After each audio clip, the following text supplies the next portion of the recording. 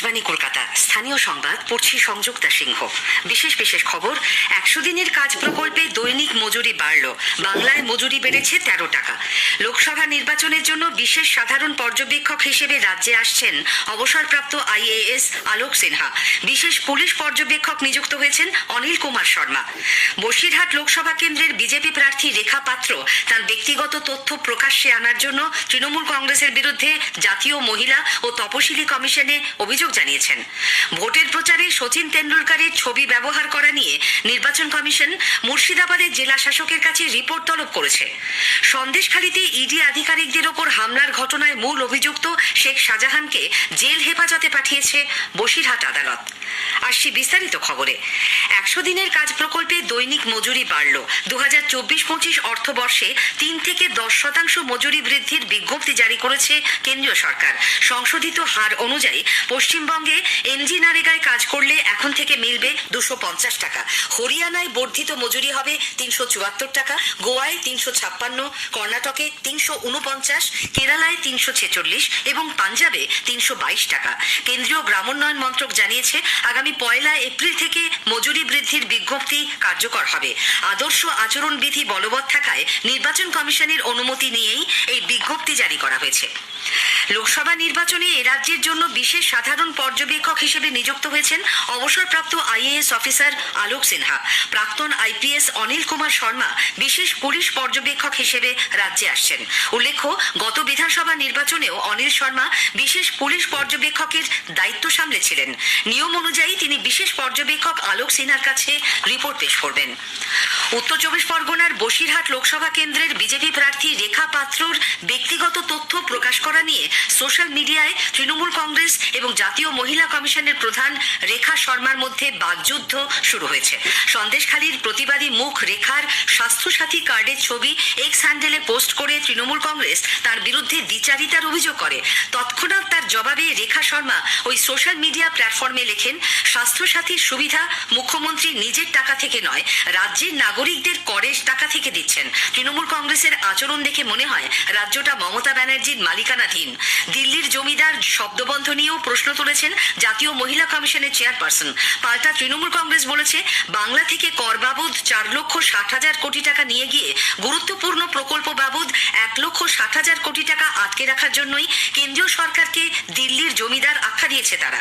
রেখা পাত্রর ব্যক্তিগত তথ্য ফাঁসের অভিযোগ করে বিজেপির IT সেলের প্রধান অমিত মালব্য এক্স হ্যান্ডেলে বলেছেন, এই তথ্য প্রকাশ্যে আসার ফলে যদি কোনো অঘটন ঘটে তাহলে তার দায় নিতে হবে তৃণমূল কংগ্রেসকে।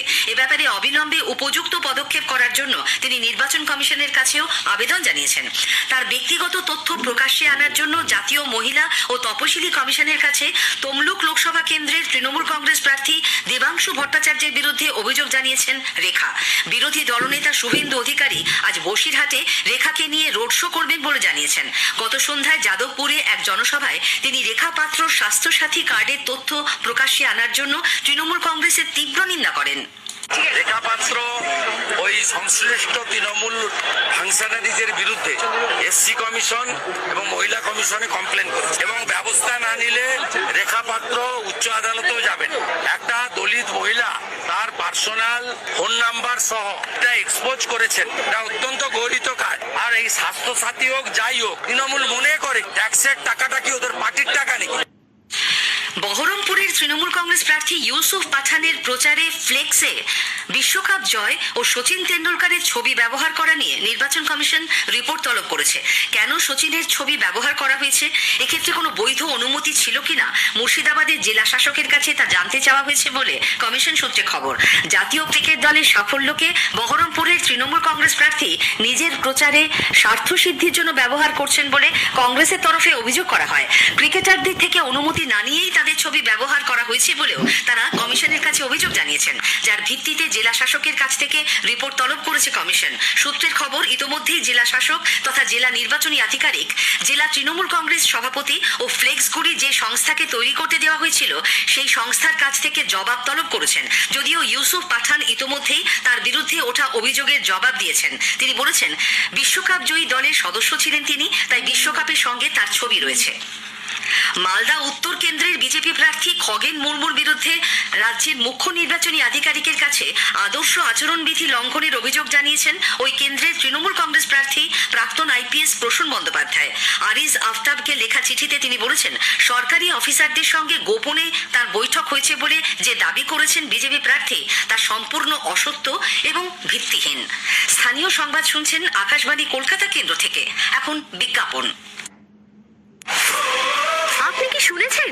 অবশেষে আমাদের মাথার উপর ছাদ তৈরির স্বপ্ন সার্থক হতে চলেছে।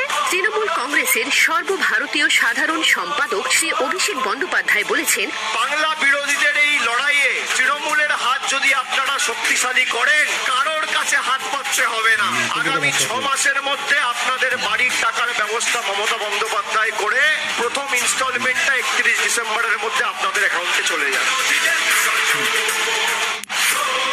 আপনি কি শুনেছেন? অবশেষে আমাদের মাথার উপর ছাদ তৈরির স্বপ্ন সার্থক হতে চলেছে। তৃণমূল কংগ্রেসের সর্বভারতীয় সাধারণ সম্পাদক শ্রী অভিষেক বন্দ্যোপাধ্যায় বলেছেন, বাংলা বিরোধীদের এই লড়াইয়ে তৃণমূলের হাত যদি আপনারা শক্তিশালী করেন, কারোর কাছে হাত পাততে হবে না। আগামী 6 মাসের মধ্যে আপনাদের বাড়ির টাকার ব্যবস্থা মমতা বন্দ্যোপাধ্যায় করে প্রথম ইনস্টলমেন্টটা 31 ডিসেম্বরের মধ্যে আপনাদের অ্যাকাউন্টে চলে যাবে।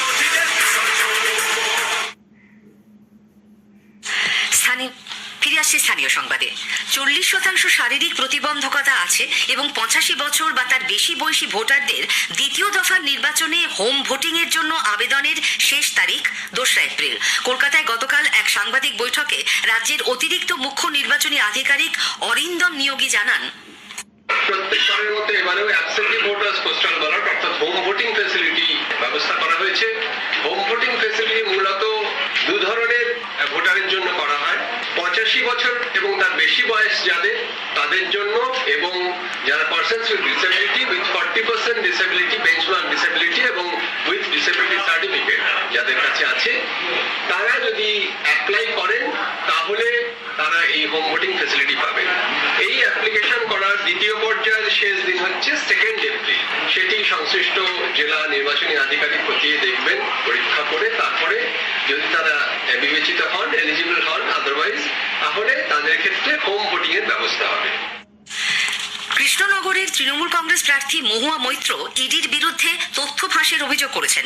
বিদেশি মুদ্রা লেনদেন সম্পর্কে জিজ্ঞাসাবাদের জন্য তাকে গতকাল দিল্লির দপ্তরে ইডির তলব করা নিয়ে সাংবাদিকরা প্রশ্ন করলে মহুয়া এই অভিযোগ করেন।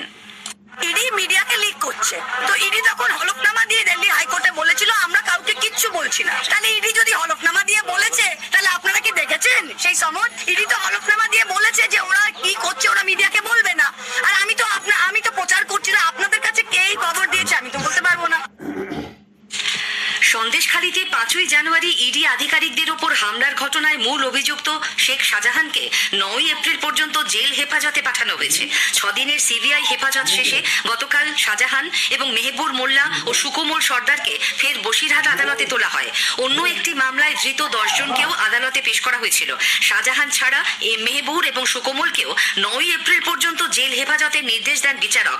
বাকিদের 2 এপ্রিল পর্যন্ত জেল হেফাজত হয়েছে।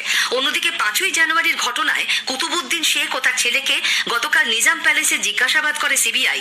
সিসি ক্যামেরার ফুটেজে এদের দেখা গিয়েছিল। মালদার হরিশ্চন্দ্রপুরে বিজেপি যুব মোর্চার নেতার বাড়িতে হামলার ঘটনার প্রতিবাদে গতকাল হরিশ্চন্দ্রপুর থানা ঘেরাও করেন মালদা উত্তরের বিদায়ী সাংসদ তথা দলের প্রার্থী খগেন মুর্মু।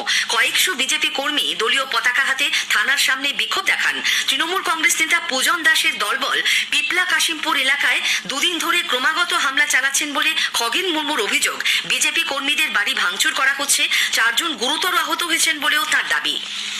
পুরুলিয়ার দেবেন মাহাতো মেডিকেল কলেজ হাসপাতালে কর্মীর প্রহারে এক আদিবাসী মহিলার মৃত্যুর ঘটনায় পশ্চিমবঙ্গ আদিবাসী ভূমিজ মুন্ডা কল্যাণ সমিতি উপযুক্ত তদন্তের দাবি জানিয়েছে। জানা গেছে ওই হাসপাতালে চিকিৎসাধীন মানবাজারের এক আদিবাসী মহিলাকে গত সোমবার নির্যাতন করে হাসপাতালের এক অস্থায়ী স্বাস্থ্যকর্মী। এরপরই মৃত্যু হয় রোগিনীর।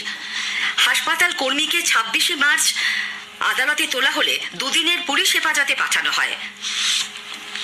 আজ গুড ফ্রাইডে। প্রভু যিশুর ক্রুশবিদ্ধ ও মৃত্যুর দিনের স্মরণে এই দিনটিতে বিশ্বজুড়ে খ্রিস্ট ধর্মাবলম্বী মানুষ প্রার্থনার মধ্যে দিয়ে প্রভু যিশুকে স্মরণ করেন। এ রাজ্যেও যথাযোগ্য মর্যাদায় দিনটি পালিত হচ্ছে। শেষ করার আগে স্থানীয় সংবাদের বিশেষ বিশেষ অংশ আরেকবার। 100 দিনের কাজ প্রকল্পে দৈনিক মজুরি বাড়ল। বাংলায় মজুরি বেড়েছে 13 টাকা।